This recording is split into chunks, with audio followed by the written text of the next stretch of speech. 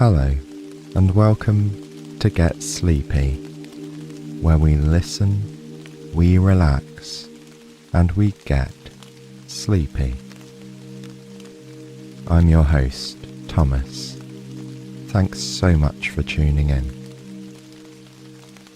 Tonight we'll begin a dreamy retelling of the classic tale Beauty and the Beast. It's a perfectly autumnal story to lead you into a good night's sleep. Now then, let's just take a moment to settle in and let go of any unease lingering in the body or mind. Make sure you're comfortable, and as you ease into stillness, just allow your breathing to draw out a little longer, particularly on the exhale.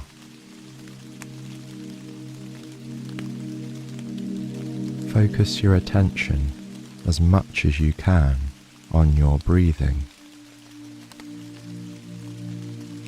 Let the slow, steady rhythm of the airflow become a mindful and soothing experience.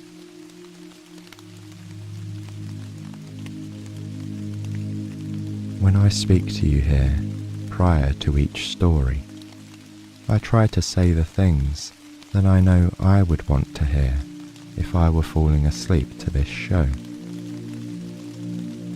I've found the process of getting to sleep in particular rather difficult throughout much of my life. I still have bad patches nowadays, but I've gradually learned to remain calm and not let it stress me out on those difficult nights. Yes, it can make the next day a fair bit more challenging, but getting worked up about it only brings more wakefulness.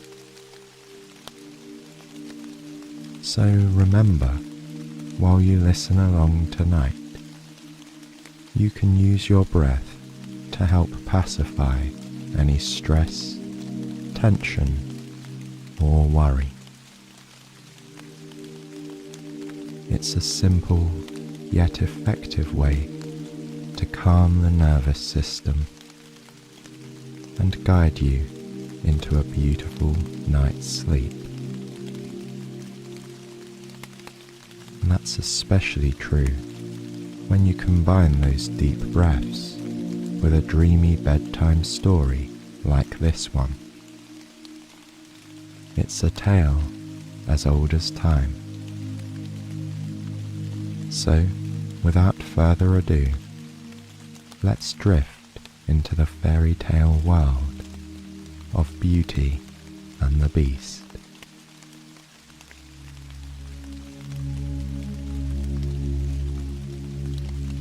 There was once a merchant named Laurent who staked his entire fortune on a fleet of ships, but lost them all at sea. Being a widower, he didn't have to take this news home to a wife. However, he had 6 children who had grown used to a life of relative privilege. When the debts were called in and rumour spread that the family was penniless, most of them took the news hard. As days turned into weeks and the ships didn't appear in the port, the merchant had to begin selling their fine furniture, their carriage, and even his daughter's jewellery and expensive dresses. They had to give up their richly appointed house and move to a cottage on the outskirts of town. Laurent was frequently away, visiting business acquaintances and trying to find partners who might invest and help him rebuild his business.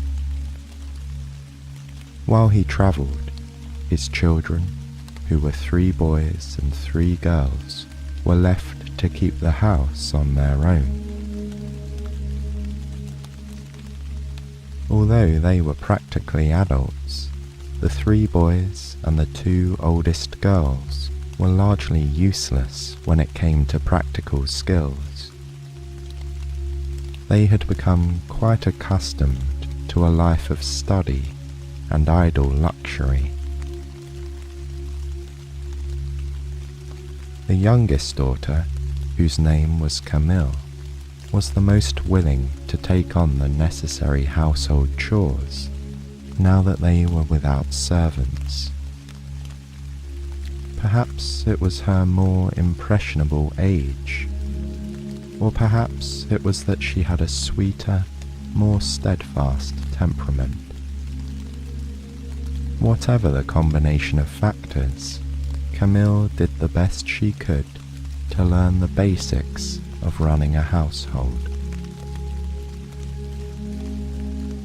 Indeed, she was the only member of the family who was truly liked by the people in the village. Laurent's brood did not have many friends. To make their situation worse, the 5 oldest children also made no effort to adjust to their new lives. They did nothing to prove themselves capable or to endear themselves to the neighbours who might have helped them. Camille, however, sought advice from the villagers about unfamiliar skills such as baking, sewing, gardening, and keeping chickens. Their wariness turned to a genuine affection when they grew to appreciate her willingness to learn and to work hard. In this way, over time, she became the glue that held Laurent's household together. While the 5 older siblings struggled to accept their fate, unable to change, Camille ensured that they had a tidy home and that there was food on the table. One day, when the family had been living this way for nearly 2 years, Laurent received word that one of his lost ships had appeared in the port, its cargo largely intact. The family rejoiced at this miraculous news, the older 5 siblings declaring that their lives among the villagers were finally at an end. Camille took pleasure in their happiness, but the news did not seem as important to her as it did to the others. She had come to love their small cottage, with its tidy garden and comforting aroma of baking bread. Although it would be a relief to see the rest of her family content, she was unsure as to whether she wanted to return to their former lives of idleness. She had become a person who liked being useful. In order to reclaim his property, Laurent had to travel to the port by horseback, and it would be a journey of a couple of days. Once there, he could arrange for the proper dispersal of his reclaimed wealth and hire a comfortable coach to bring him home. In anticipation of their improved fortunes, he asked each of his children what gift they would like to have from the city. The older siblings demanded finery. They asked for silk shoes with sparkling buckles, hats with elaborate trimmings, velvet capes, furs, and jewels. Only Camille was silent, seeming to think very hard about what her request would be. When her father turned to her and told her to speak up, she hesitated briefly. "In truth, father, I have always dreamed of seeing a rose," she said. "They do not grow in this part of the country, and they are so exotic and expensive. If you could bring me a single rose in any color, that would be lovely." He chuckled at the strange whims of his youngest, but he readily agreed. Privately, he thought he would also bring her a necklace or some sort of bauble to go with the flower.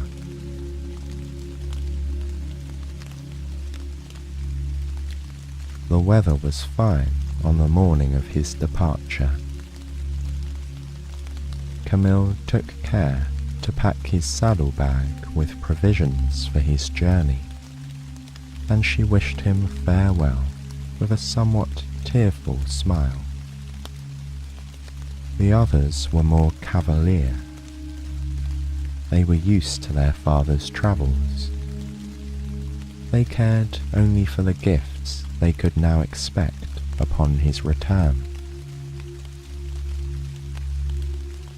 As he rode away down the sun-dappled forest path, Camille alone waited in front of the cottage until he disappeared. She had a strange feeling of misgiving, but she didn't want to speak up. After all, their fortunes had obviously taken a turn for the better.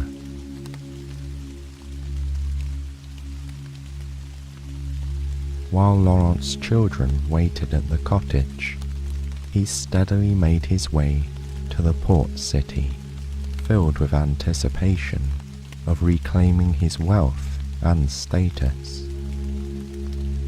It was true, of course, that he had still suffered heavy losses. However, with the cargo in this ship, he could seed a new business, perhaps building up to a new fleet of ships. His head was filled with dreams of the spices, silks, and other goods he might import in the future. It was devastating to him, therefore, to arrive and find his dreams dashed. It was true, his ship had reappeared with most of its cargo unharmed. However, word had spread quickly of his good fortune, and his many creditors had taken swift action. By the time Laurent had come to claim his property, it had already been distributed to pay his many debts. In vain, he contacted one merchant after another, asking for an extension on his considerable bills. But it was no use. At the end of the day, he was a man without debts, but he was empty-handed. There was no money left for him to invest, and there was certainly no money to spend on the gifts he had promised to his family. He was so disheartened, he didn't even want to stay in the city overnight. Without properly provisioning himself, considering the weather, or sending any correspondence ahead of him, Laurent mounted his tired horse again and rode out of town, heading back down the provincial road that had brought him to the port that morning.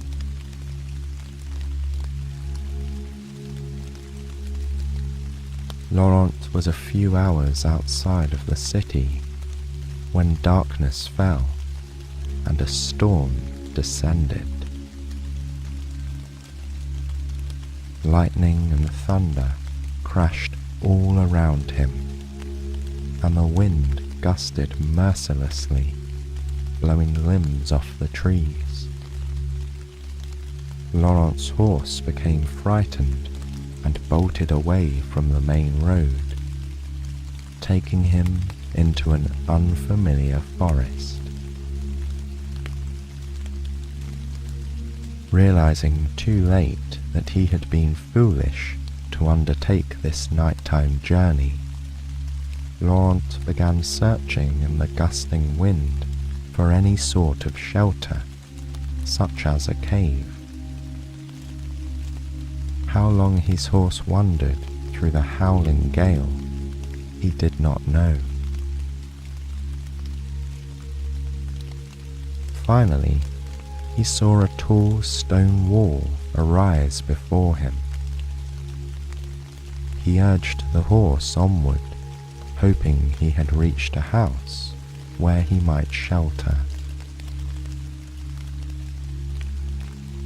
Arriving at the forbidding wall of rock, he saw that it was not a house.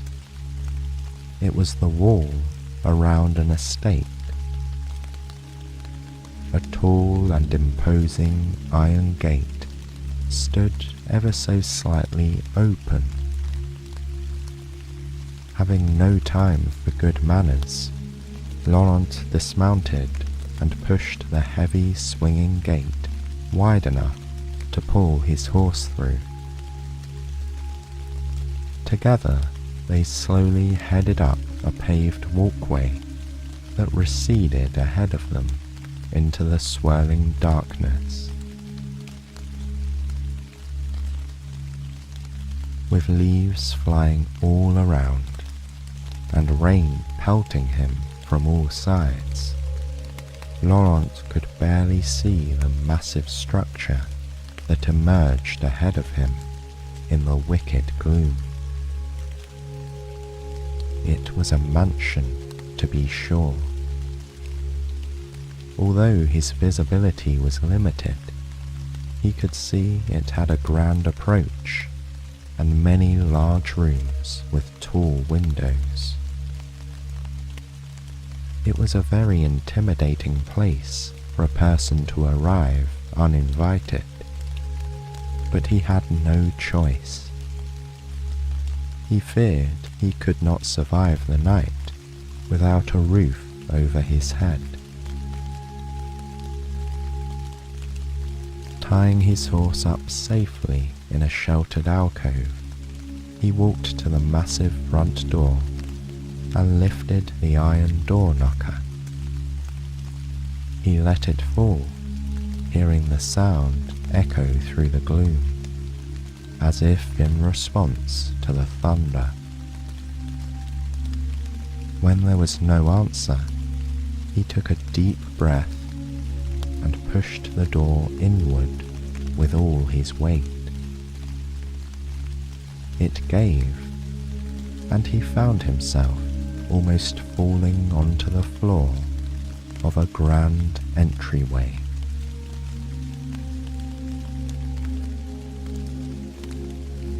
Laurent lay on the cold flagstones for a moment, regaining his breath in the eerie stillness. He could still hear the rain lashing the front steps through the crack in the tall door, and thought to himself how glad he was that he'd found shelter for his horse. Rising in the semi-darkness, he peered about him. He was in a grand reception area with a curved staircase ascending on either side. Suits of armor stood sentinel here and there. Ahead of him there was a set of richly carved double doors.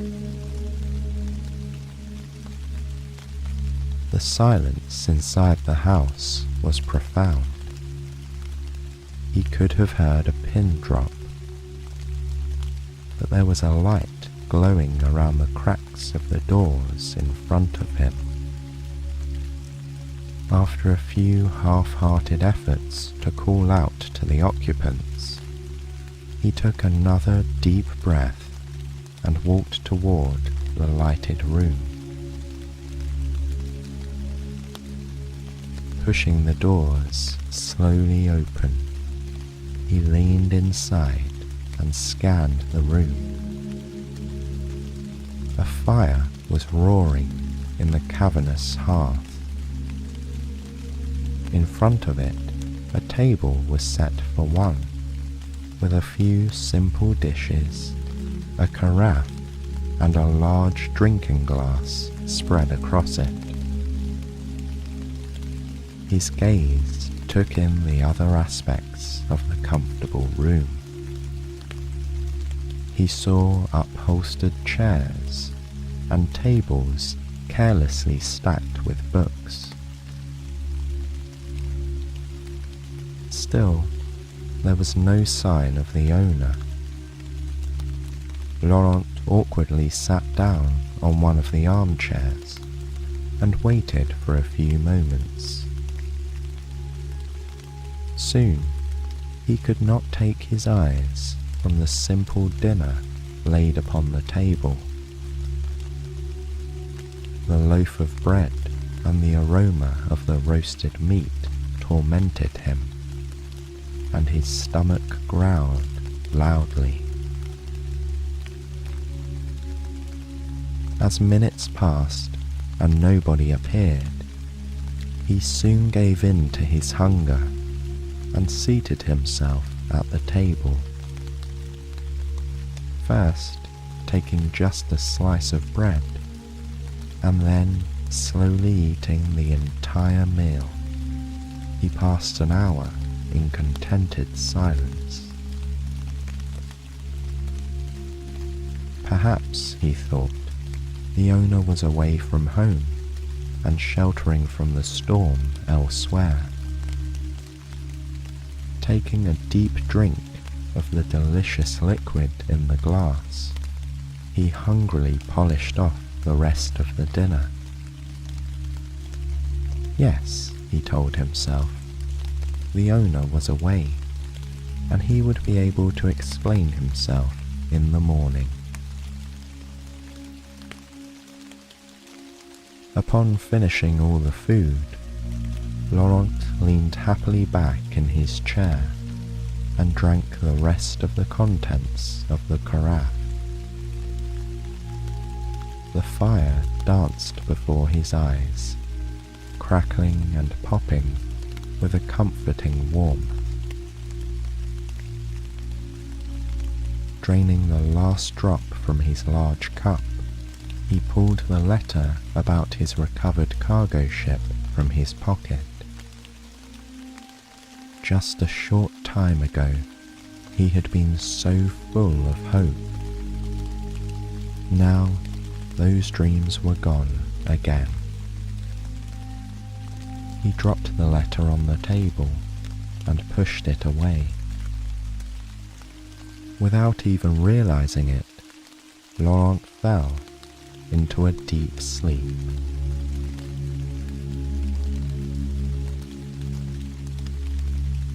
He slumbered through the night without dreaming. When he awoke in the morning, it took him a moment to remember where he was. The fire had long ago burned down, and the plates and glasses he'd used the night before were still on the table. It appeared that his host had not yet returned home. Feeling sheepish that he'd entered a stranger's home without invitation, his embarrassment got the better of him. Rather than wait for the return of the owner, Laurent resolved to slip out of the house as quietly as possible and be quickly on his way. After all, he told himself, the dinner would obviously have gone to waste anyhow.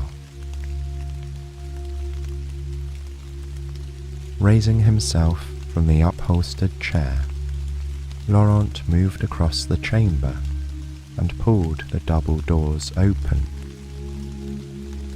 The morning light filtered weakly into the entryway, illuminating the austere hallway so that he could see it much better than the night before. Stepping self-consciously into the foyer, he found himself tiptoeing between the vigilant suits of armour, as if they might come to life any moment and bar his path. Peering around him at the twin curving staircases, he noted that their carpet runners appeared neglected and fusty. It was as if nobody had been living here for some time. He walked lightly across the flagstones to the enormous front door. He reached for the handles and pulled with all his might. It slowly slid open again, revealing a misty courtyard outside.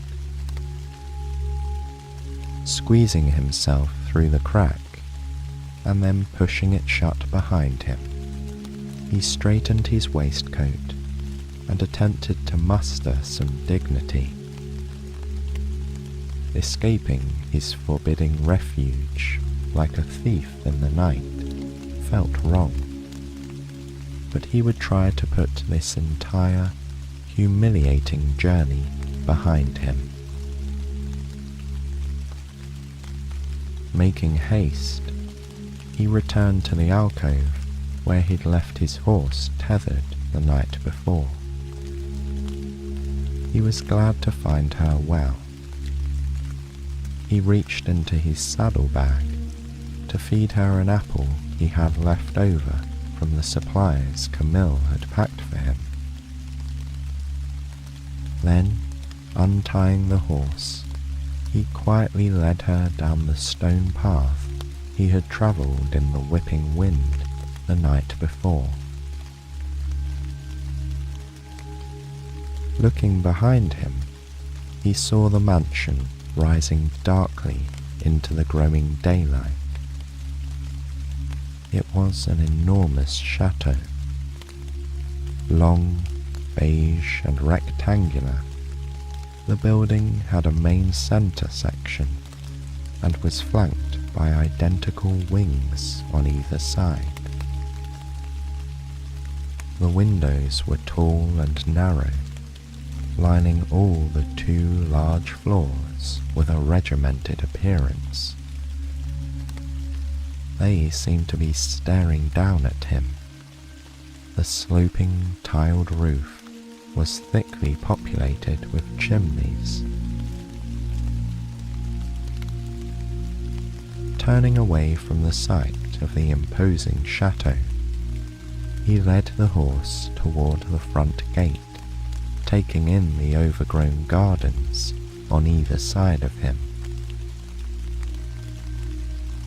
As he was nearing the end of the walkway, he spotted a particularly charming pergola that was overrun with rose bushes. Standing in the center of a round seating area was a rosebush blooming with the most stunning pink roses he'd ever seen. All at once, he remembered his promise to Camille. Resolving to keep his word to his youngest daughter, he eagerly set to cutting blushing roses from the bush with a knife he kept in his bag. One rose would not be enough to make up for the circumstances of his reappearance. he would take them all. Laurent was so absorbed by his task that he didn't hear footsteps approaching. However, as he backed away from the rosebush, now devoid of all its blossoms, he sensed he was being watched. Turning, he saw a tall, fierce-looking man glowering down at him. Or, at least, he thought it was a man. The being who stood before him resembled a human, but he was bristling from beneath a wilderness of facial hair, and he had an abnormally tall and muscular build. Obviously not prepared for company, he was wearing a wrinkled linen shirt and breeches, as if he had stormed over in a hurry. He appeared to be furious. "What do you think you are doing?" he said in a loud growl, like that of a wolf. Laurent froze, painfully aware of the bouquet hanging from his left hand. He stuttered out an explanation, saying that he thought nobody lived here. He said he assumed the roses would not be missed. Then, seeing no change in the man's fearsome countenance, he finished weakly with the explanation that he had promised some roses to his daughter. The beastly man in the linen shirt waited in stony silence, as if considering his next words carefully. Then he drew himself up to his full height and said, "You took advantage of my hospitality without asking. You ate my dinner. You slept in my chair. All of this I was willing to overlook without confronting you. However, you have now taken every bloom from my most prized rosebush. It has great personal meaning to me. There is not another like it, and each of those flowers is priceless in my estimation. I demand that you make an effort to compensate me for this." Hearing these words, Laurent felt his heart sink. He shook his head in defeat and told the man that he could not pay anything at all. He had nothing to offer. His stony-faced host regarded him coolly. "In that case, you must work off your debt," he responded. "I am in need of labourers here at my estate." Laurent gawked at him, trying to formulate another suggestion. "But sir," he protested, "I have 6 children at home. I cannot stay here with you. What will become of them?" The man appeared unmoved. "Either you work off your debt, or someone in your family must take your place," he said. "Take your roses. They are no good to me now. Return to your family and make your arrangements. I will expect you or your replacement to be here within a week. If you do not appear, I will find you." With that, the glowering, fierce-looking man turned on his heel and strode toward the house. He never looked back, and Laurent watched him as he disappeared into the chateau. Laurent could see no other option than to go home and tell his children what he had done. He did not know how, but he would have to make arrangements for them to manage in his absence. Perhaps when the man had cooled his temper, he would see sense and not keep Laurent in his service too long. With the storm past and daylight on his side, Laurent was able to follow his path back to the main road and continue onward towards home. He rode steadily but slowly as he considered the news he'd have to share upon his arrival. It was a beautiful day. The mist lifted, and the early autumn sun showered him with a cheer that felt out of place. The birds sang sweetly, as if nothing was amiss. But his heart was heavy, and he was hesitant about what was to come. When he arrived home late that night, his children greeted him with excitement. After all, they were expecting gifts.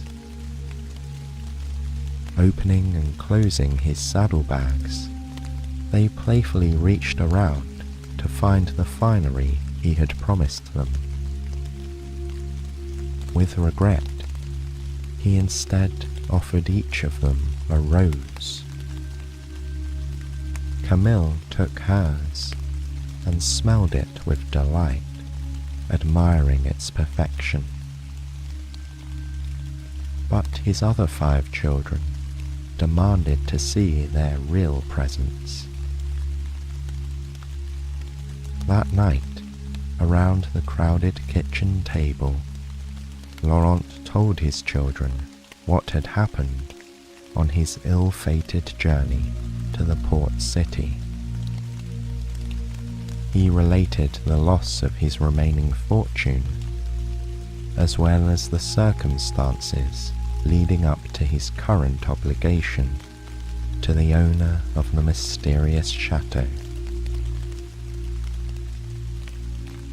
When he concluded that he would have to return and work off his debt, the 5 oldest siblings were not pleased.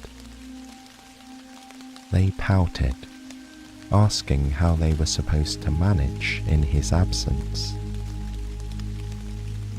Camille alone was silent. She sat at the table with an unreadable expression, lost in thought. Finally, she called for silence. Her siblings looked at her with surprise, as Camille was usually not one to insert her opinion. Camille announced that she would return to the chateau to take her father's place. Laurent's eyes filled with tears. He protested that he could not and would not allow such a thing. However, Camille's sound reasoning was difficult to counter. Father was needed at home to support the family. She, however, could be spared. Furthermore, she did have some household skills and would be able to do whatever cleaning or cooking was allotted to her. No, she concluded, there was not another reasonable solution. It was she who would work off the family debt. It only took a day or two for Camille to prepare her modest belongings for the journey. As the rose her father brought her began to wilt, she pressed it in a book to dry. She wanted to have a reminder of why she was leaving home to work for this beastly stranger on a distant and isolated estate. Camille was nervous about leaving behind everything she had known, but she was determined to make her father proud.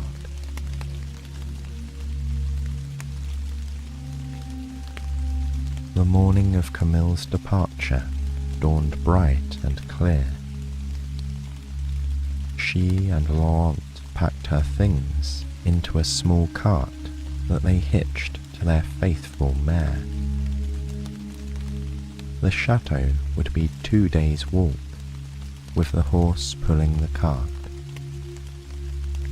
Laurent knew of an inn where they could spend the night along the way. Her older siblings gathered in front of the cottage to see them off. Among them there was a mixture of relief and unspoken admiration. They were glad that they would not be left to fend for themselves for very long.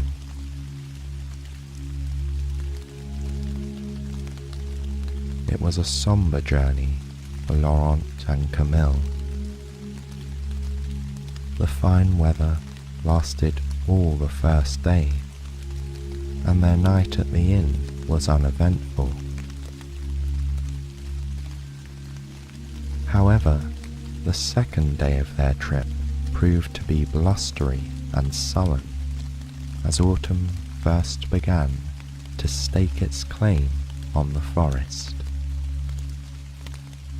The first of the fallen brown leaves blew across their path, and the wind whistled through the trees. Their faithful horse clopped along the road, slowly drawing them nearer and nearer to their parting.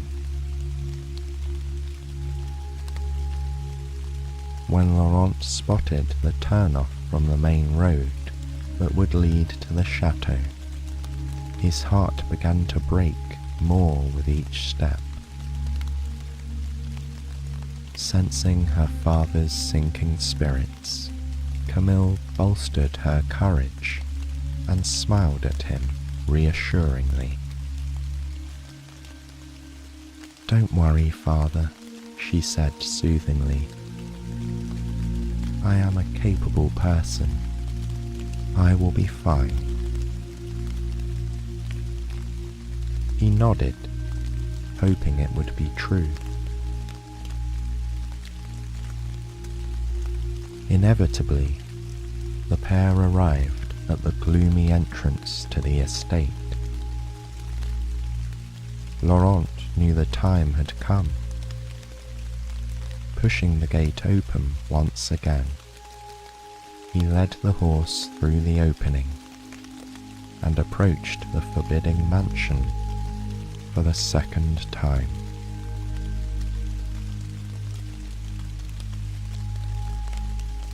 Camille stared openly at what lay before her.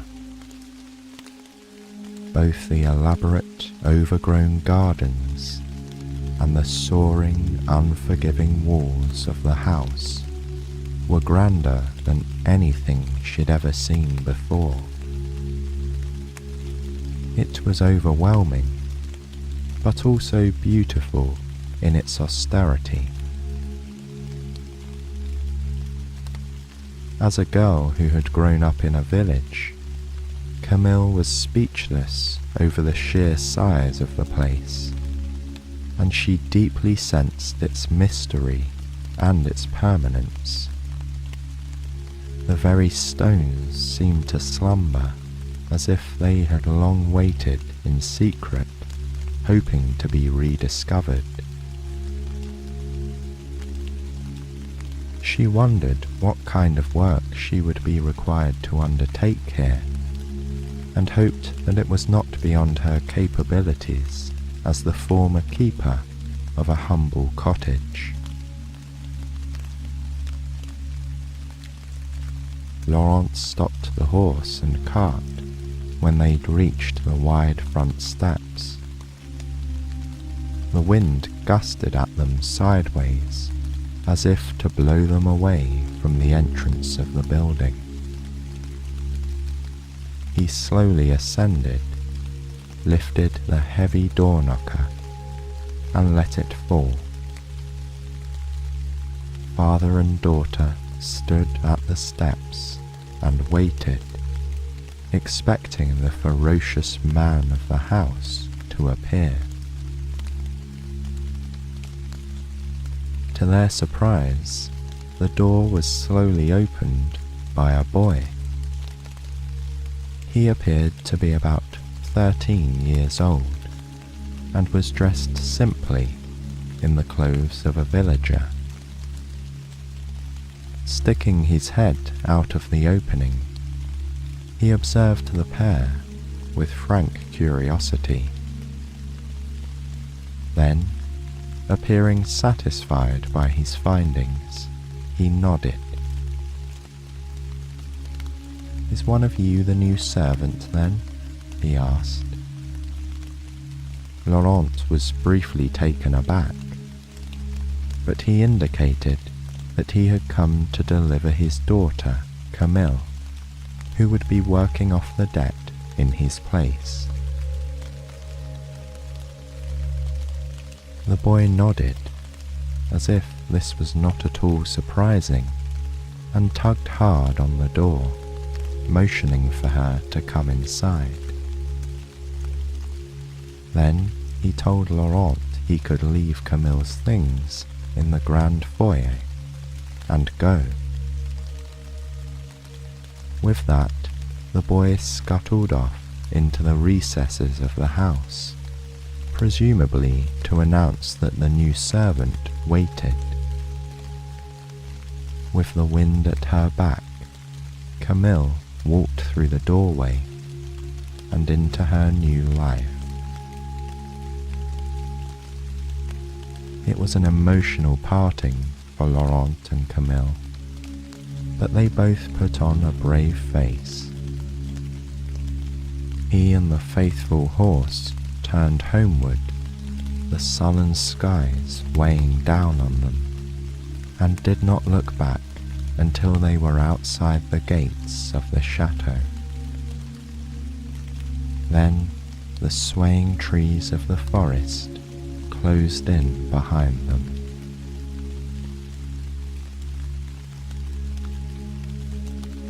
Camille stood uncertainly in the echoing hallway. The grey light of the overcast day made its way into the room via tall windows above the door, but it did nothing to create a feeling of warmth. She suppressed a shiver, edging closer to the trunk that held her belongings. She told herself she would need to muster her courage and do her best. After a few minutes, the boy came running back into the hall and announced to her that the Baron had told him to take her to her room. With that, he cheerfully picked up her trunk and began lugging it up the large, curving staircase. Camille followed him, surprised that she was going up instead of down to a kitchen or lower room. Perhaps, she thought, she would be lodging in the attic. To her surprise, the boy turned down the first grand hallway. They padded along the richly carpeted east wing of the chateau, their silent steps moving past staring portraits of nobles from bygone eras. It was as if they were the permanent residents, and this strange girl was an unexpected interloper. Camille was so busy looking at them that she almost collided with the boy when he finally stopped in front of a door and pushed it open. Camille followed him inside and was surprised to find herself standing in the most well-appointed bedroom she'd ever seen. It was not overly large, and the furnishings were sober, but the canopied bed, the fine fabrics, and the rich wood trim were very luxurious.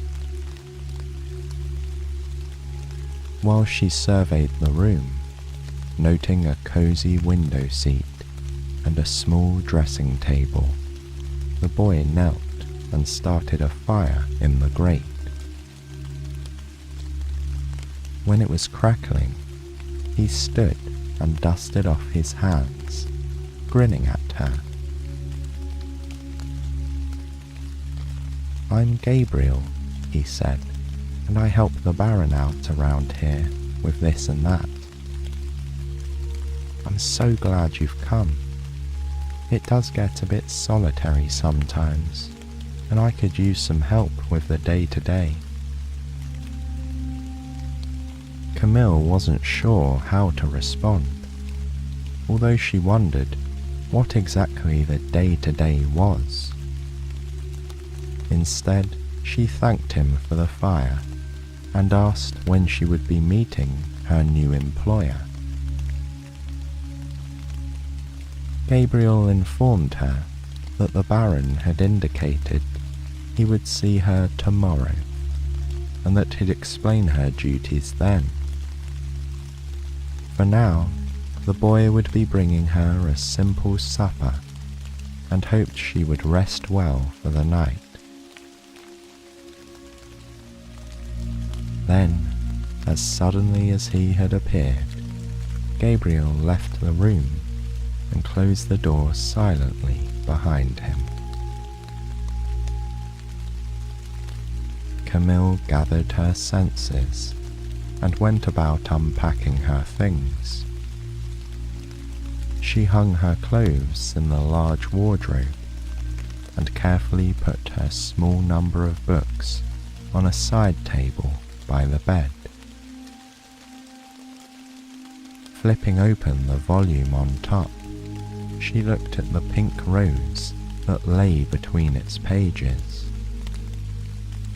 Smiling woefully to herself, she closed it again and pushed it to the side. Walking over to the window, she pulled the heavy drapes aside and tucked herself into the soft pillows of the window seat. From here, she had a sweeping view of the courtyard, with its gardens growing wildly around the edges of the walkways and up the stone walls around the chateau. Twilight was near, and the wind blew debris across the paved yard, tossing it up here and there into small cyclones. Dark clouds scudded across the rising moon. Exhausted by the journey and by the newness of this life, she briefly dozed there, cocooned inside the curtains. She was awakened by a knock on her door.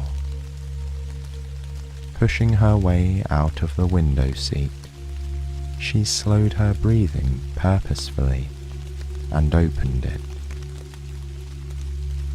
A tray lay outside with a simple dinner on it.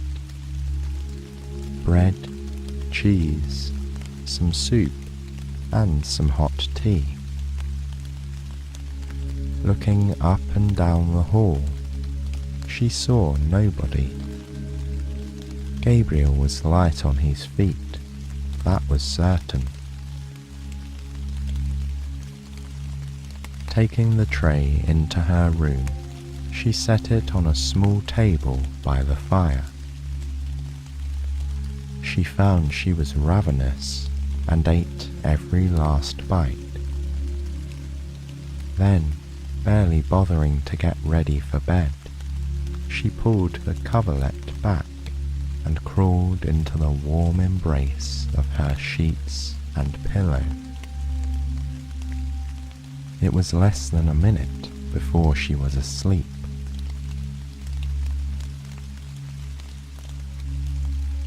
That night, Camille had strange dreams. She saw herself walking the dark halls of the chateau, following a large dog. The animal disappeared into different rooms, reappearing a few seconds later in the hallway each time. Trying to catch up with it, she came to a doorway where it had recently vanished. She looked into the room, and instead of a dog, she saw the back of a man sitting at a desk. The man began to turn in his chair, but before he faced her, she awoke.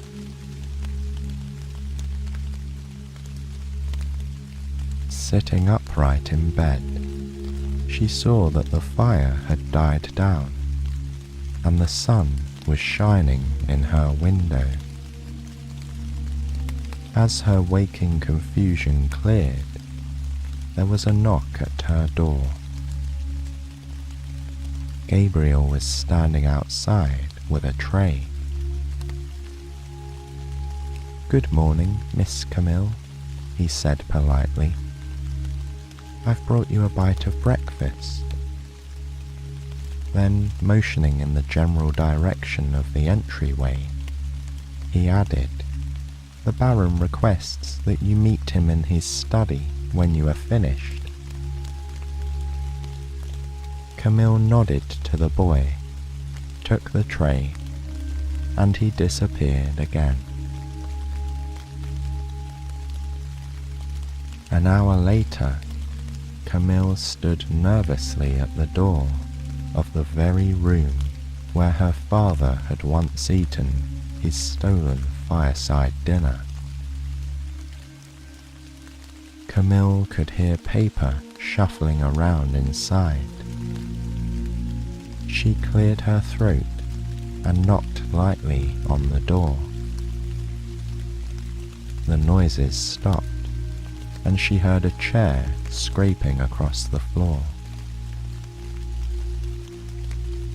Momentarily, an enormous man with a copious amount of facial hair appeared.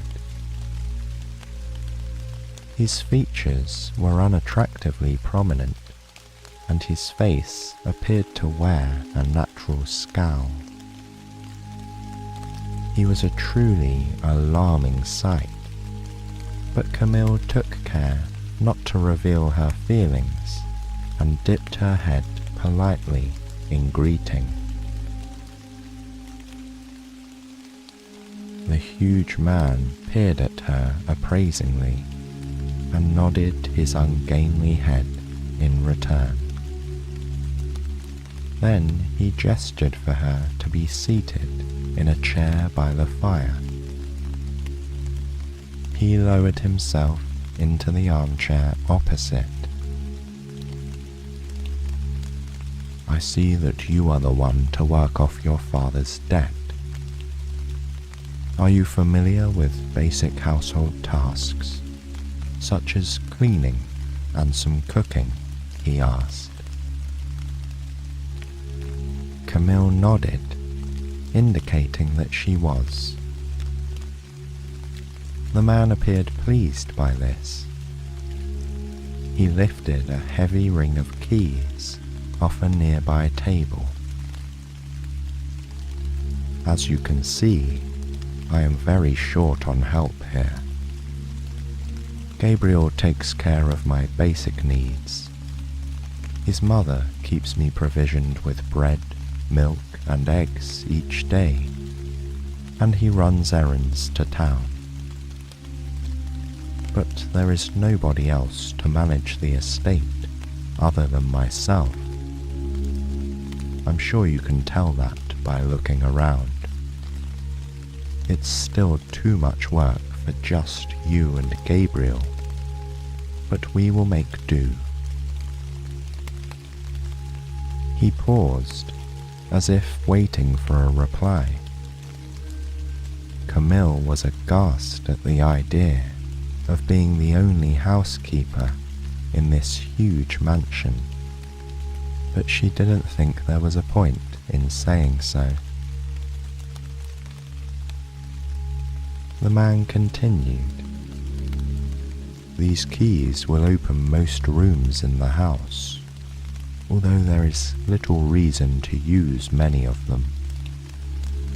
If you need something that Gabriel cannot get for you, please speak to me.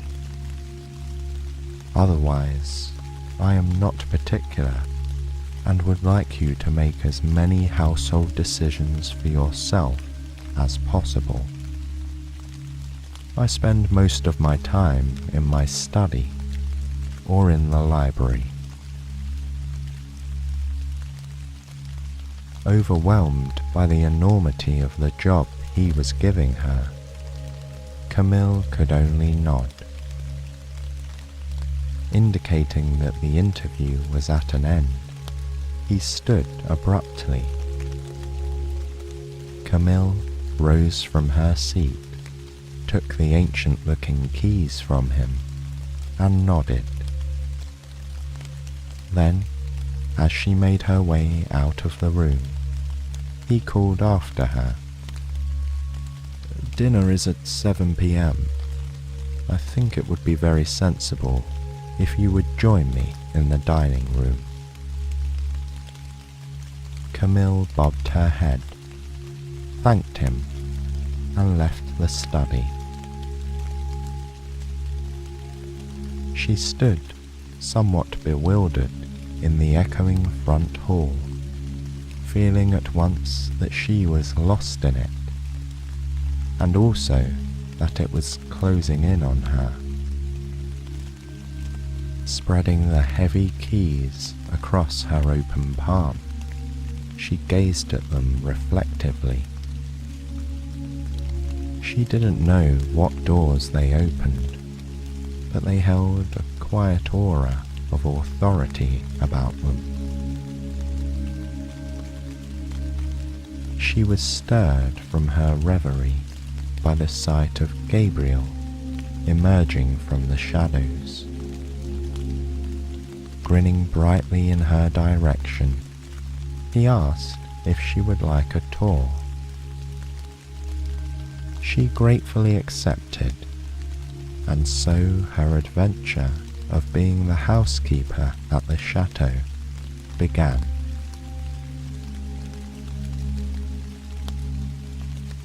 What Camille learned was that the employer lived alone, and had for many years.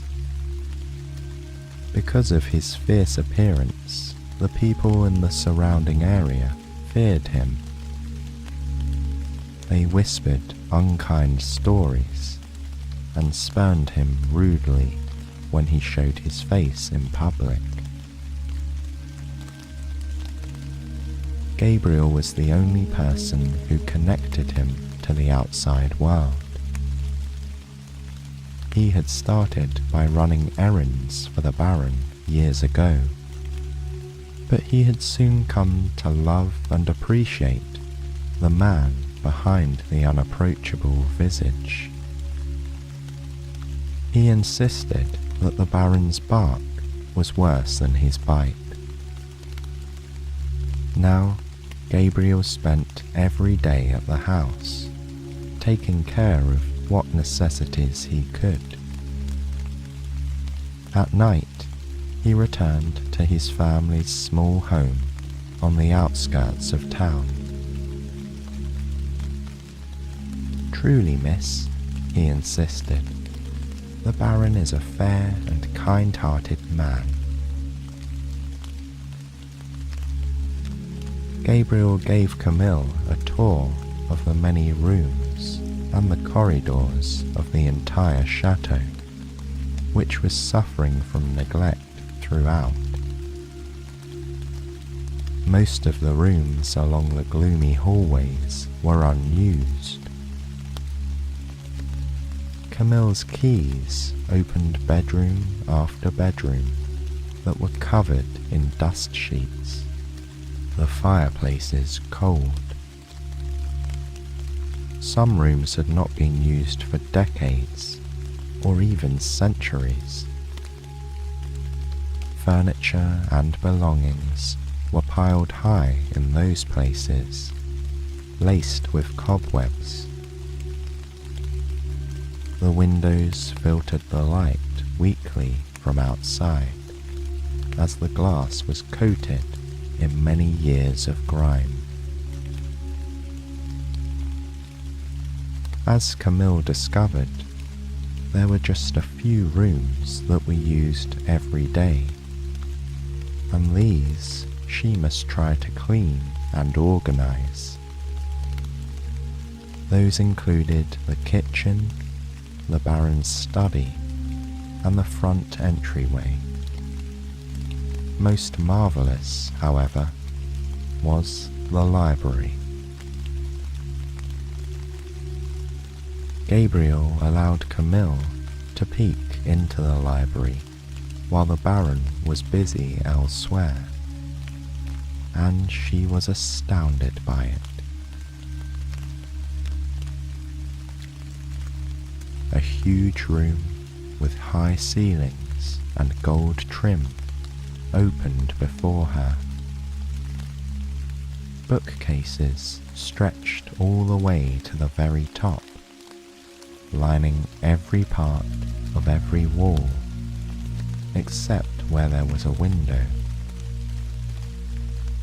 Rolling ladders perched at the end of each side of the room, ready to slide across the bookcase and allow the visitor to reach any volume they wanted. And the volumes. It seemed there were too many to count.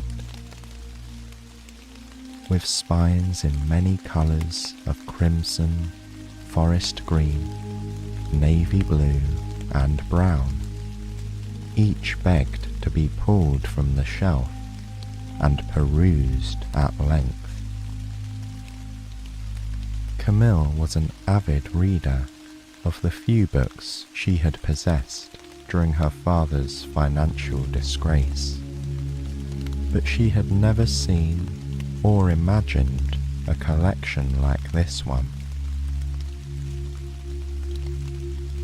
According to Gabriel, the Baron spent a large amount of his time here, and it did appear to be true. Tables throughout this lavish hideaway were piled with tomes that were open to particular pages or collected in groups. 2 worn leather armchairs spoke of long hours turning their heavy pages. Gabriel told her solemnly that he was to always keep the fire going in the grate during the day. Camille imagined what it would be like to open one of these countless volumes and sink into a soft chair, inhaling the scent of the aged and ink-laden paper It was intoxicating.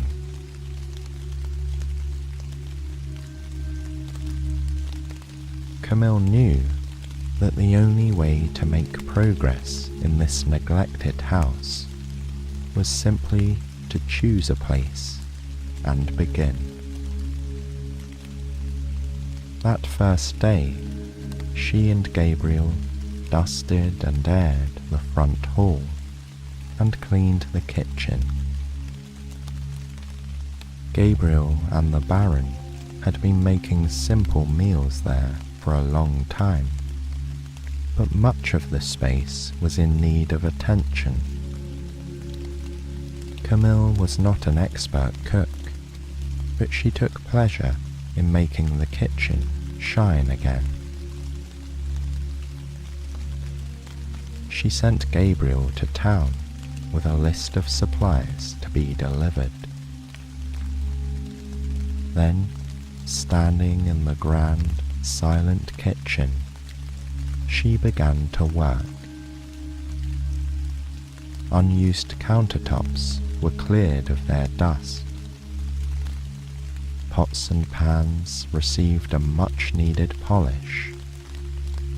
The cold and empty space slowly began to feel alive again. By the time she was due to sit down to dinner with the Baron, she had prepared a simple meal of roasted chicken. It was not complicated, but she was proud of it. With little time to tidy herself, Camille returned to her room. Gabriel had rekindled the fire there, and she used her pitcher and washstand to freshen up, putting on her nicest dress. As she walked to the window to pull the drapes for the night, she paused and peered out into the gloom. The courtyard lay silent, as if in wait. Nothing stirred. Not even a bird was visible. It was as if the grounds were under a spell of silence. She thoughtfully tugged the velvet curtains together and pulled herself away from the sight. There was much to learn about this place, she thought. Then, lighting a candle, she made her way down the velvety twilight of the darkening hallway and slowly descended the wide stairs to the tall doors of the dining room.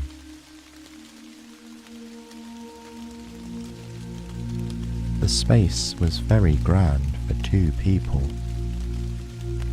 At one time, it had surely hosted glittering parties and showy formal dinners.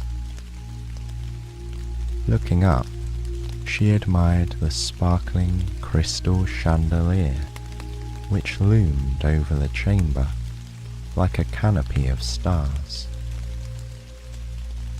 Gabriel had set 2 places at one end of the long table, and the dinner had been laid out. She was the first to arrive. She did not have long to wait.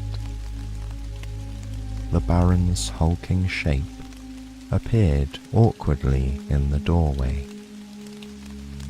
He paused and nodded his head briefly in greeting.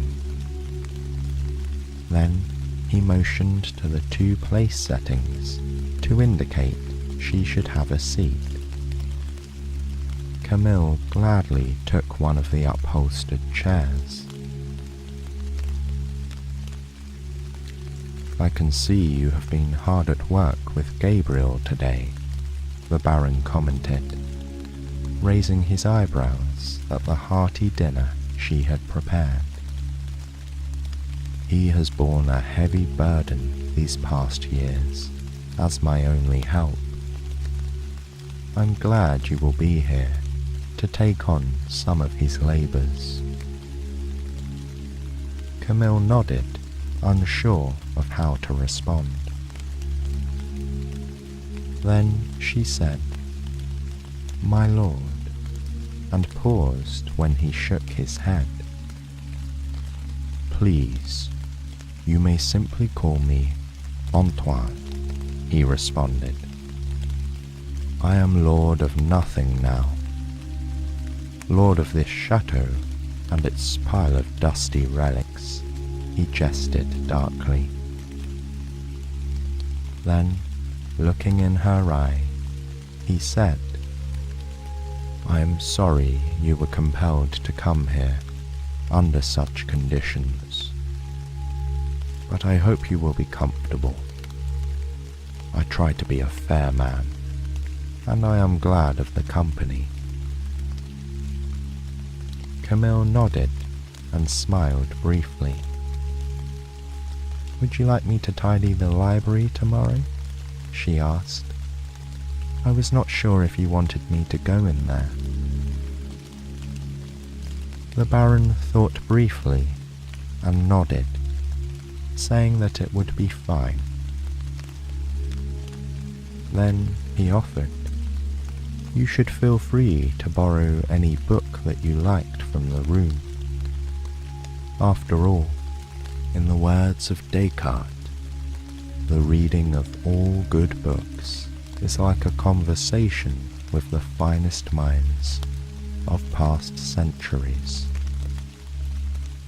I think you will find that my library has quite an incredible capacity to provide any book you have ever heard of.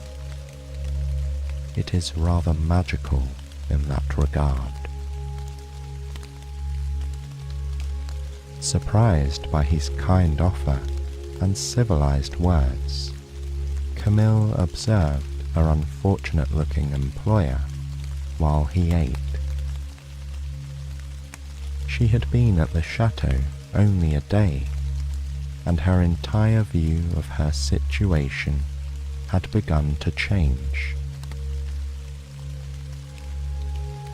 She was the mistress of a large house, with full independence to work as she chose, and she had just been offered entrance to a vast library.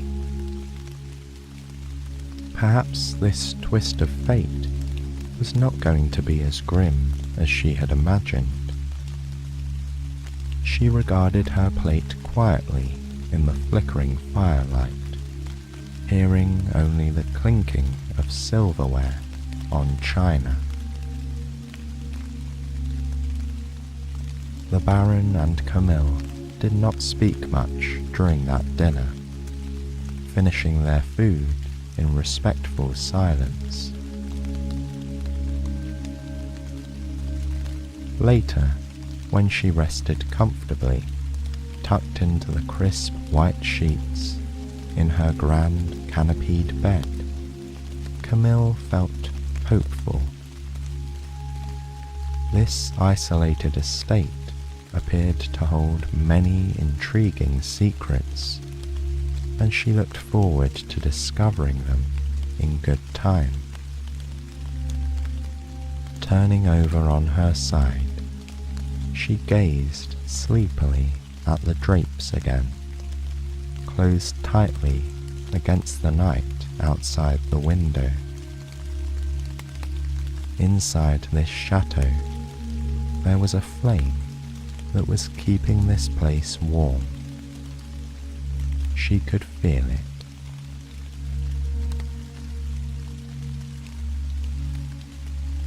The next day, after tidying up the kitchen, Camille cautiously approached the library. She knew the Baron was in his other study, and it seemed like a good time to explore the marvellous room of books under the guise of cleaning it. Taking a duster, She began methodically moving around the stack of books and between tables, addressing neglected surfaces that had collected a layer of dirt over time. As she was about to move some stacked volumes aside, Antoine appeared in the doorway. "Please don't disturb any stacks or open books," he said. Camille apologized, backing away from the pile she had been touching. "No need to apologize," he reassured her. "I realize it looks untidy. It's just that I am researching and I don't want to lose my place." Then he asked her if she had chosen a volume for herself. She responded that she had not, and asked if he had any recommendations. Camille admitted that she felt unequal to the task of understanding such important works. She had come from a much less learned background than he. Antoine smiled and spread his hands wide, saying, "Awareness of ignorance is the beginning of wisdom." Seeing her confusion, he winked humorously at her and added, "That bit of wisdom is from Socrates." Striding across the room, he picked up a small volume on a lower shelf and handed it carefully to her.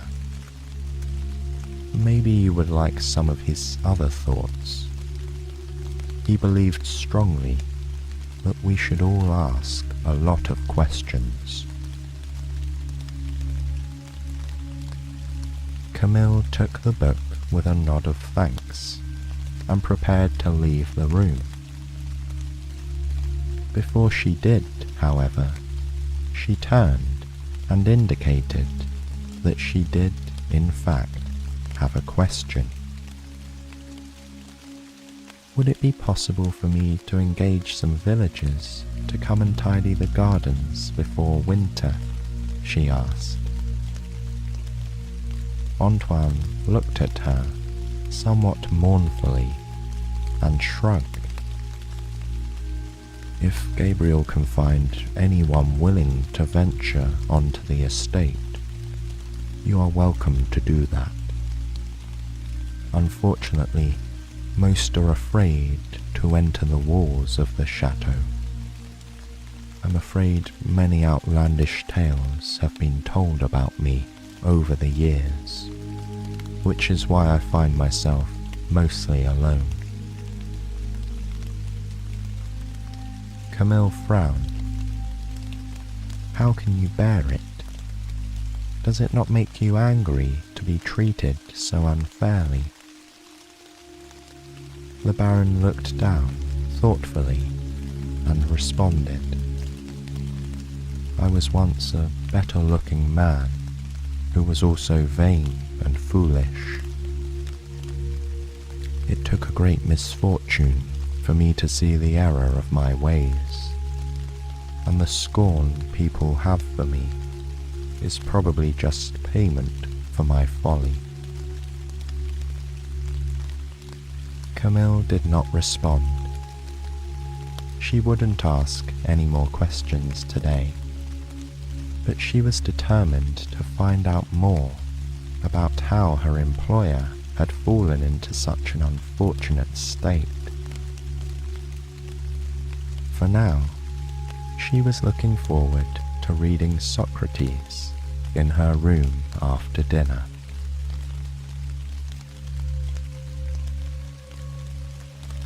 Camille quickly adjusted to her new life as the housekeeper of the chateau, and even came to love it. By sheer bribery, she was able to have Gabriel hire a few village men who came to the estate one day and rid the gardens of years of neglect. This was only after they received strict instructions from Camille not to hurt the rose bush by the pergola. Apparently, it had been planted by Antoine's mother and was very special to him. She almost regretted having the village men come to the house when she overheard them speaking ill of Antoine. "They say he is an absolute monster," one exclaimed loudly to the other. "Lives like an animal in there," another added. "No manners and unfit for human company. But I'll take his money," the man finished rudely. Camille noticed Antoine standing by the window, listening to the entire exchange. She rushed to close it, anxious to spare him the men's heartlessness. He waved her off, apparently unconcerned. "I'm used to this type of talk," he explained. "It has been many years since I was able to circulate in society." Camille was nonetheless upset. How can you tolerate such unfairness from people who don't even know you? How do you not loathe them? She asked. He shrugged, gazing thoughtfully at a stack of books on a nearby table. A great English playwright named William Shakespeare once wrote, "Heat not a furnace for your foe so hot that it do singe yourself." By bearing goodwill for these unknowing people, I ease the burden on myself.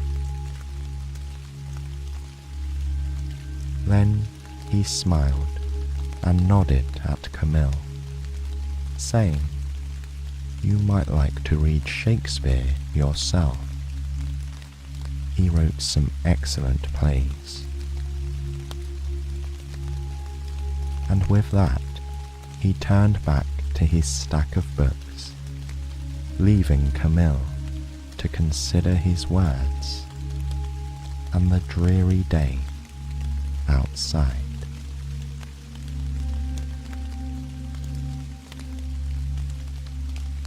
Despite the large amount of work that waited to be done each day, Camille still made time to explore the house. As autumn properly set in, with its crisp days, early sunsets, and chilly evenings, she would wander the corridors with a candle, using her heavy ring of house keys to find out what was behind the myriad closed doors that lined the halls. Most of them were bedrooms. It was obvious that this country chateau had once hosted many fine guests of the nobility. Now covered in dust sheets, one darkened room after another revealed elegant four-poster beds, expensive furniture, and dusty, fabric-covered chairs. One day, she found what appeared to be a very special room. It had clearly been a lady's chamber. Unlike the other ones, however, it was still full of her belongings. A graceful dressing table was covered with jars of powder and perfume bottles that twinkled in the afternoon sunlight.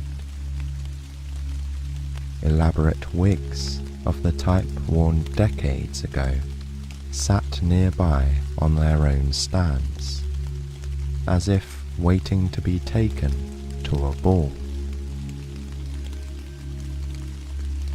Opening the wardrobe, Camille was astounded to find a row of decadent silk dresses in the fashion of the time before the Revolution.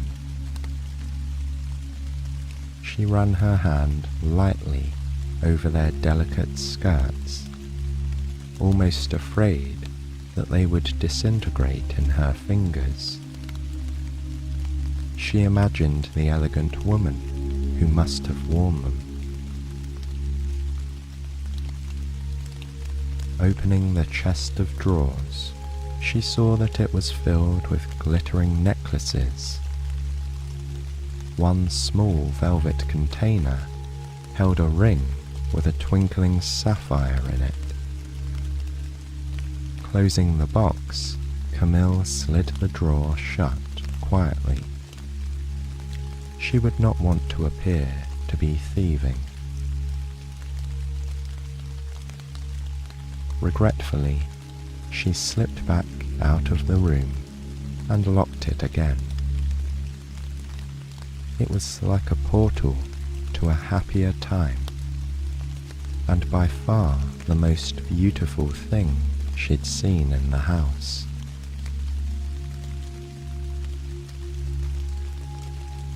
Camille faithfully wrote letters to her father, which Gabriel took to town when he ran errands.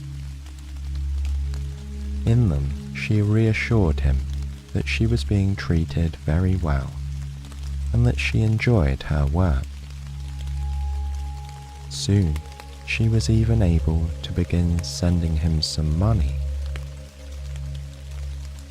After her first month, the Baron had told her that he couldn't let her keep working without pay, as the damage to the rosebush had certainly been made up for.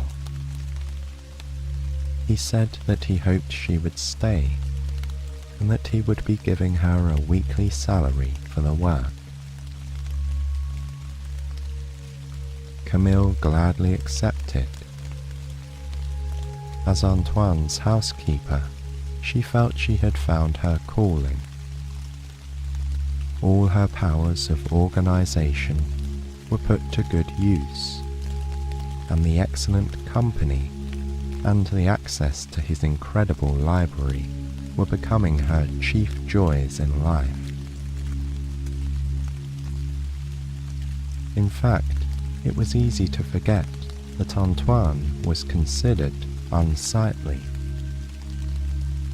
Nothing had changed about him, except that Camille made sure his clothes were better kept and more presentable.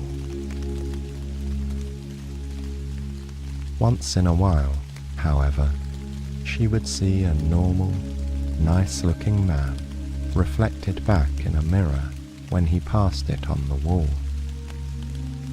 Or she would be speaking with him, and he would no longer be covered in hair, and his features would seem more harmonious. In such cases, she would blink a few times and refocus, and see that he was the same fearsome-looking man as before. Perhaps the dark magic of the chateau was working on her mind, she thought, with wry amusement. Occasionally, a beggar would come to the door with the biting winter wind at his back, not knowing anything about the notoriety of the estate. In her village at home, beggars had been generally rebuffed and rarely received any help. The attitude of the townspeople had been that they deserved what they got, and that hard-working people didn't end up destitute as they were. Camille expected Antoine to send them packing, but instead he would ask her to give them a meal and some coins before they left. Camille was moved to ask him why he exhibited such charity. After all, nobody who lived nearby showed any kindness to him. Once again, he referred to a great philosopher he admired, this one named Aristotle, saying, "It is the characteristic of the magnanimous man to ask no favour, but to be ready to do kindness to others." Then, somewhat woefully, he added, "I must learn to be a more magnanimous man, because it is my prior path in life that led me to ruin."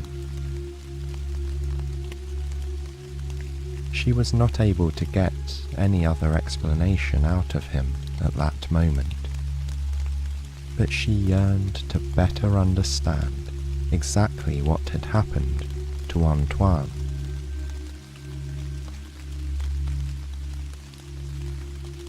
That evening, they chatted companionably in the candlelit dining room over a hearty winter stew.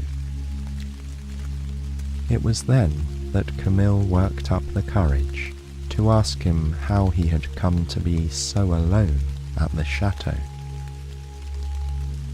Antoine appeared to hesitate, sighing deeply and leaning back in his chair at the table. Then, taking a long sip of his drink, he began to tell a story. "Many years ago, I lived here with my mother. My father had died when I was a young man, and that was how I became lord here. I loved my mother. She was a beautiful person, inside and out. Always the life of the party, but still managing to be kind to everyone. It was her rosebush that your father stripped of its blooms." Antoine paused uncomfortably, and then continued. "When my mother became ill and passed away, I was left here to my own devices, and I'm ashamed to say that I did not live well. I was inexperienced and foolish. I squandered the family money on extravagant possessions and ridiculous parties. I neglected the estate, left bills unpaid, and didn't care for my employees as I should have. Without my mother's good influence, I fell into a poor lifestyle and was of no worth to anyone, including myself. One night, my servant told me there was a woman at the door begging for food and coin. I was in the midst of a lavish party and could not be bothered. I told him to suggest to her that she go somewhere and get employment. At this memory, Antoine grimaced, obviously pained by his own words. Before the servant could send the woman off, she pushed herself through the crack in the door and told me that I was cursed by my own foolish vanity. She declared that I would spend my days spurned and unloved, and that the secret to my release could only be found in humanity. At this, Camille furrowed her brow. Humanity? What did she mean by that? Antoine shrugged. This is the riddle I have wrestled with for decades. I appear to have a limitless number of books in my library by wise philosophers, mathematicians, and poets. The best and wisest of what humanity has to offer is at my fingertips, probably part of my strange enchantment. My mind does improve, but all the brilliance of humanity has yet to provide me a release from my curse. Camille regarded him from across the table. She could hear the light crackling of the fire punctuating the silence, and imagined him sitting before many fires for a long time without anyone to talk to. She wondered how many years he'd been trapped here in this solitary prison, turning the pages of countless books in his library, searching for redemption. Antoine smiled brightly in an attempt to break the awkward silence.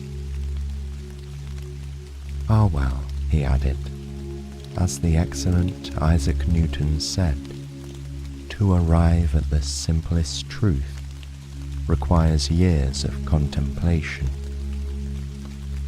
One of these days I may yet find the answer." Lying curled up on her bed that night, Camille felt she had finally put the pieces together.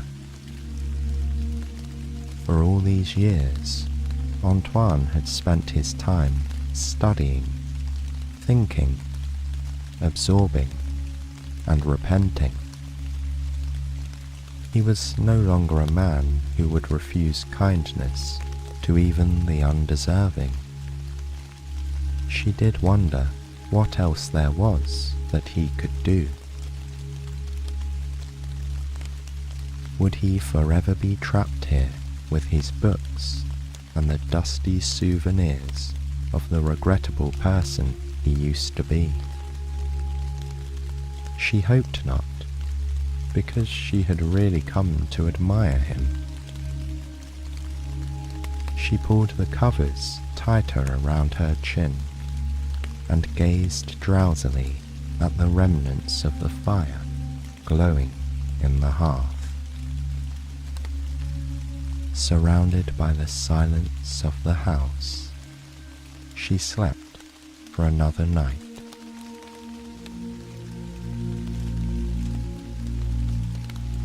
All through the crystalline deep freeze of winter, Camille and Antoine went about their lives at the chateau in pleasant companionship, with Gabriel as their faithful connection to the outside world.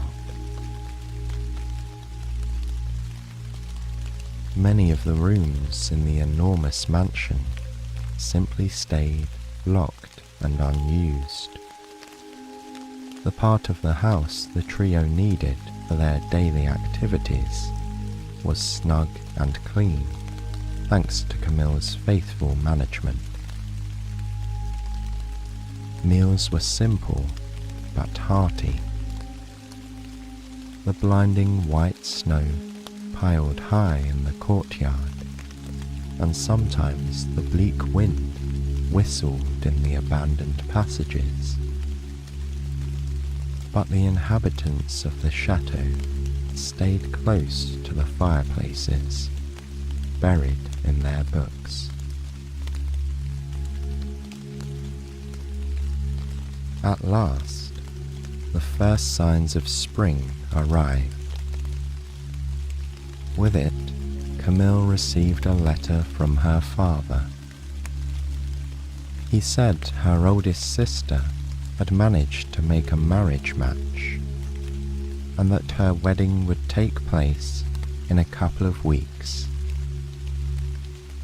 He asked if the Baron would consider allowing her to take some leave in order to attend the festivities at home. If so, Laurent would be pleased to come and fetch her from the estate. When Camille presented this request to Antoine, he put down his book and gazed at her with a sad smile. He said, of course she must go, and she should take all the time she needed. As she thanked him for giving his permission, she once again did not see a beast looking back at her. She only saw a man. She had to blink several times to dispel the illusion. As she left the room, she paused briefly and gazed at him again over her shoulder. Then she left him to his reading, putting the moment behind her.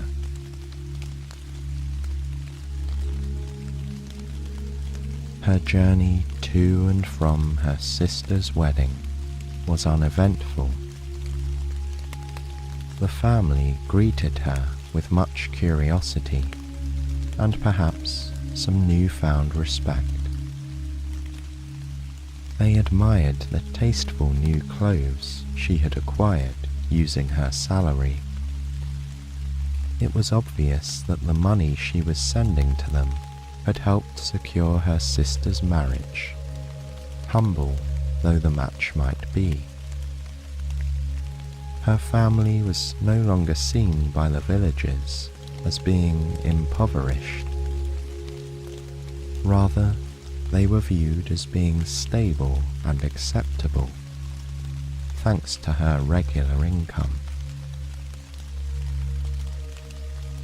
And yet, Camille felt less at home in the family cottage than she once had. Although she had been contained inside the walls of the chateau this entire time, she felt like her worldview had changed and her horizons had vastly expanded. Seated around the fire with her siblings, who focused only on their own petty concerns, she felt stifled. She regretted having to leave her father again, but Camille also felt relief when he parted from her at the gates of Antoine's estate. She was ready to return to her life as mistress of the house. Her happiness, however, turned to dismay when she saw the disarray that awaited her. Gabriel answered the door eagerly, obviously delighted that she'd returned. He whispered to her that nothing had been the same since she'd left, and that the Baron was dishevelled and did not leave his library. After putting away her things, Camille went straight to see Antoine. As she cautiously opened the door to the library, she found the room in a complete mess. Books were everywhere, lying open in stacks and generally tossed about the floor. Empty drinking glasses lined the tables. Antoine sat slumped in a chair, looking as if he hadn't changed his shirt in days. At the sound of her arrival, however, he looked up with an expression of sheepish relief. Once again, in this moment, Camille felt she only saw him as a regular man, and she struggled to adjust her view. She knew, logically, that she was standing before an unkempt, unshaven, and rather beastly person. However, her eyes were playing tricks. It took a moment before she saw him properly again.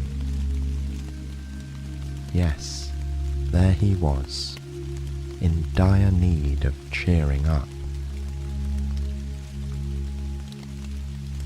It only took a few days for Camille to set everything right again. The dust and neglect of a couple of weeks were easily dealt with, and the Baron's mood improved instantly upon her return. Gabriel begged her in confidence, however, not to go away again. He said the Baron had sunk immediately into the most terrible melancholy and had been completely useless about managing anything at all, including remembering to eat his meals. With spring bursting out all over the estate, it was impossible to be sad for long. Camille became very glad she had taken the trouble to have the garden cleared before the winter. The courtyard was absolutely beautiful, and the lovely plantings designed many years ago by Antoine's mother were once again shown to their best effect. Flowers in a rainbow of colours delicately presented themselves. The birds seemed to increase their number by the day, singing sweetly in the morning, inviting the residents of the chateau to the garden. Camille and Antoine took to spending afternoons reading outside in the pergola, and he often released Gabriel from his tasks early, so that he could enjoy the afternoon with friends. Camille also took great pleasure in opening the windows of the stuffy mansion and airing it out. Throughout the estate, life began to feel fresh and new, as if the entire place had turned a corner.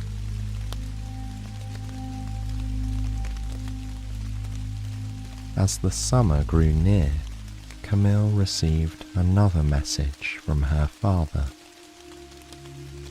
It seemed now that her other sister was due to wed. Once again, she was invited to attend the event. Camille was torn. She felt obligated to be with her family for the nuptials, but she couldn't imagine leaving Antoine once again. Faced with this dilemma, she came up with a highly unusual plan. She suggested to Antoine that he should escort her to the wedding and take a room at an inn nearby. Antoine was aghast at the suggestion. "Have you not seen how people react to me?" he asked her. Camille had been expecting this, and she countered that her own village was far from here, and that people would not already have opinions about him based on hearsay. Privately, Camille did not view him as being terrible anymore. She only saw the wise, kind man that she'd come to know. Surely, she thought, the people at home would give him a fair chance. The strangeness of a lord attending a village wedding did not even matter to Camille. She had long ago stopped seeing Antoine as either beast or baron. He resisted and refused, but Camille said she would not go without him. Faced with the prospect of causing her to miss her sister's wedding, Antoine finally agreed. He seemed to dread the prospect, however, and was in a dark mood as the planning went forward. Camille would not be deterred. She sent Gabriel to the tailor in town, requesting that a new and well-cut suit of clothes be made to Antoine's measurements. It had not escaped her notice all this time that he was wearing the frivolous styles from decades before. The new fashion these days was cleaner and simpler. He would have a dignified suit that made him look less like a relic. Rooms at the inn were engaged, and the carriage was dusted off. Finally, a day came that Gabriel wished the pair well on their journey. He had never seen the Baron leave the estate. He promised to keep everything from falling apart before their return.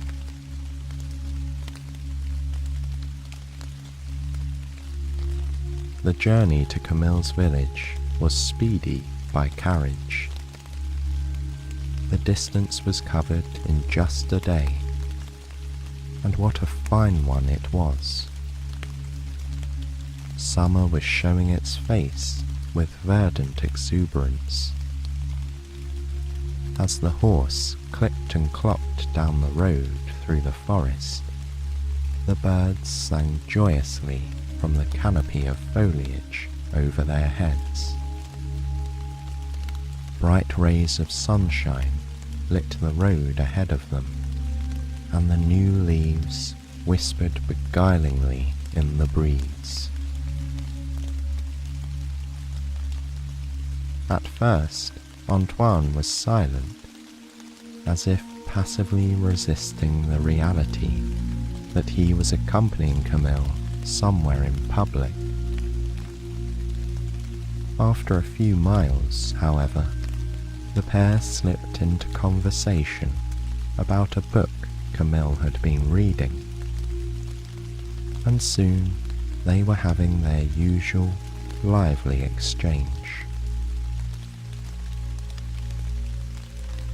Camille smiled to herself to see the best in him come out. Looking at him from the side, she could have sworn she was sitting next to a charming fellow. Happy with that idea, she did not try to dispel the magic. Inevitably, their companionable journey had come to an end. As twilight fell, and the crickets began to serenade the fields with their nightly song, Antoine and Camille pulled up at her family's cottage and halted the carriage. By the time they had climbed down from their seats, the entire family was at the front door. All four of her remaining unmarried siblings gawking rudely at them both. Laurent made a much greater effort to contain himself. He stepped forward and nodded politely to Antoine, thanking him for bringing Camille and for honouring them with his visit. However, Camille felt her cheeks grow hot with shame when her brother loudly whispered something to her older sister, causing the silly girl to laugh. It was obvious to everyone that they were making jokes about the Baron. It was a relief to everyone when Antoine departed for his lodgings. Camille allowed herself to be ushered inside, where she spent the evening talking with Laurent and her siblings, asking politely about the wedding preparations. She was worried, however, about how Antoine was faring at the inn, and hoped he was not suffering ill behaviour there. When her head lay on her pillow that night, she drifted off to sleep with thoughts of him weighing heavily on her. She realised she would be glad when they'd gotten through this wedding and returned to the chateau, which she now felt was her real home.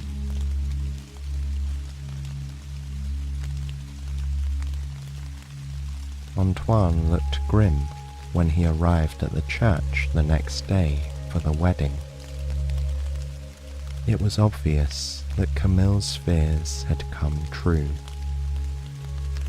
They sat in silence during the ceremony, both feeling as if they were being stared at the entire time. The small church felt tiny, with the whole congregation scrutinizing them.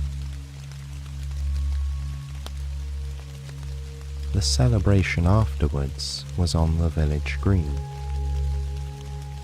The party was simple but festive, with punch, cakes, and wildflowers creating a happy atmosphere. Ladies gathered in groups, delicately eating sweets, while children tumbled across the lawn, enjoying an afternoon of play. Camille and Antoine, however, did not feel part of the celebration. She stayed at his side, stiffly nodding to the villagers who had once been so kind to her. The welcoming people who had taught her to garden and bake years ago were now standing at a distance, whispering behind their hands and nodding knowingly in her direction. Not one neighbour had a polite word for Antoine, who smiled at all and said nothing. Her family was no help. They ignored the pair completely. As Camille and Antoine stood, fervently wishing for the party to end, they overheard two men speaking nearby. "He may have money," one said with a smirk, "but he'll never convince anyone to marry him with a face like that." The other man laughed. "It's a sad state of affairs when you have to court your own maid," he responded. Those words were the last straw. Camille put down her punch and walked to the centre of the gathering, tersely announcing that she had something to say and that everyone must listen. "I convinced the Baron to come with me. because I thought you to be good people," she said. "I was sure that his fine character and his kindness would make it obvious to you all that he is not the beast people make him out to be. Well, I'm ashamed to say that I was wrong.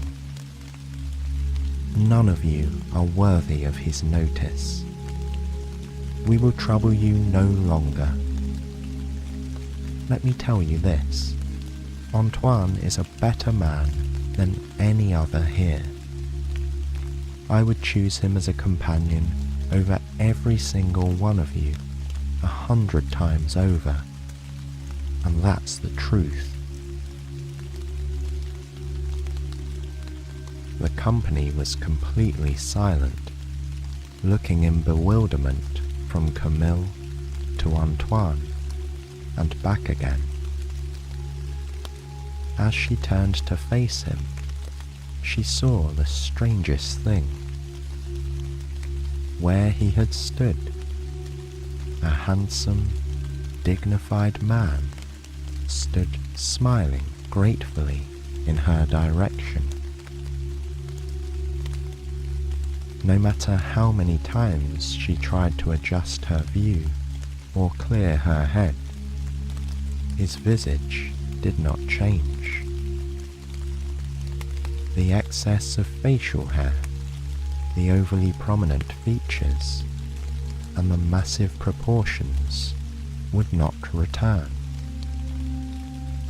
He was as handsome as any man she'd known, and that did not change.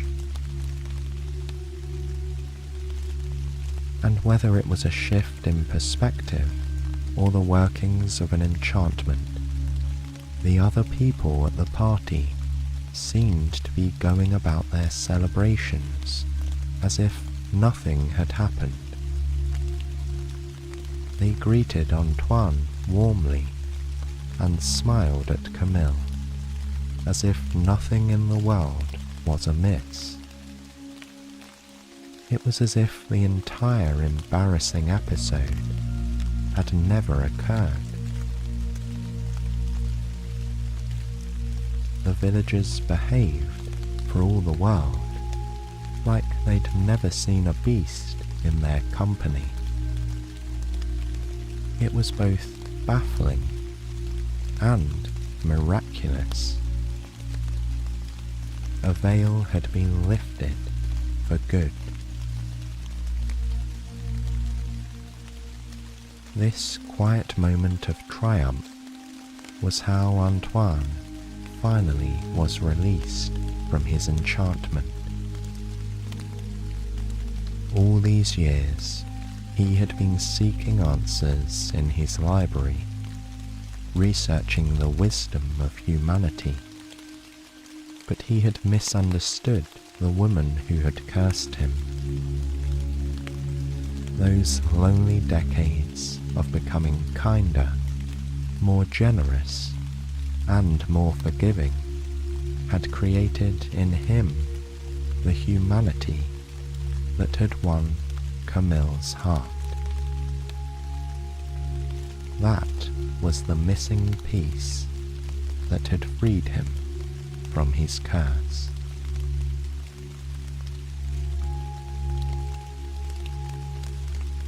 Not long after, Camille and Antoine sat together under the pergola in his garden, admiring his mother's rosebush, which was blooming abundantly once again.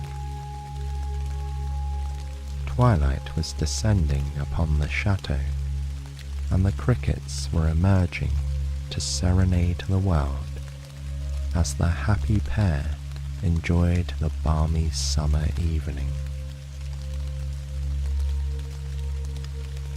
Camille considered this glad new Antoine, appreciating his handsome face, so long hidden behind the guise of the beast.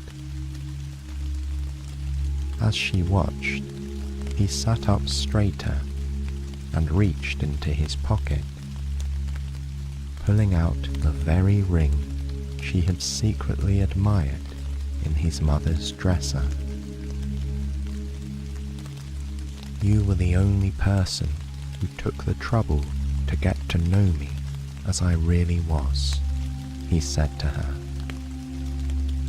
Then, in his way, he fell back to a quote from one of his many books.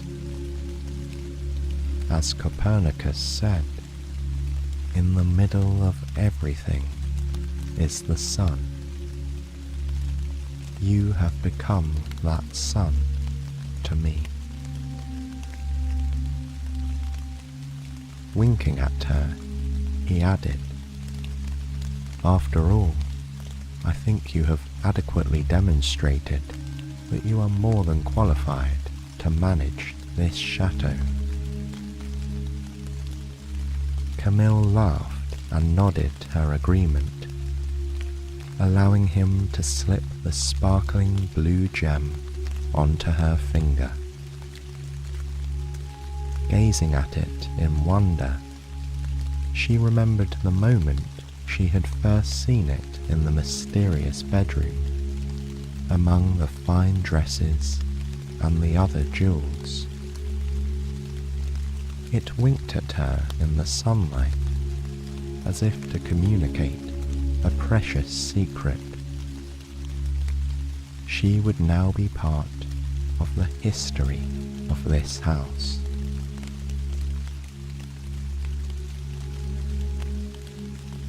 Before the end of the summer, Antoine and Camille exchanged their vows in the courtyard of the chateau, surrounded by the heavenly scent of the flowering rose bushes and the sweet song of the birds from the treetops. As they stood in the shadow of the house, Camille looked at Antoine with a grateful heart and felt a strong sense of belonging in a place she had once found so foreign. This was no longer the same desolate place where she had arrived just a year ago. Through kindness, patience, and the search for wisdom, she and Antoine had also found happiness.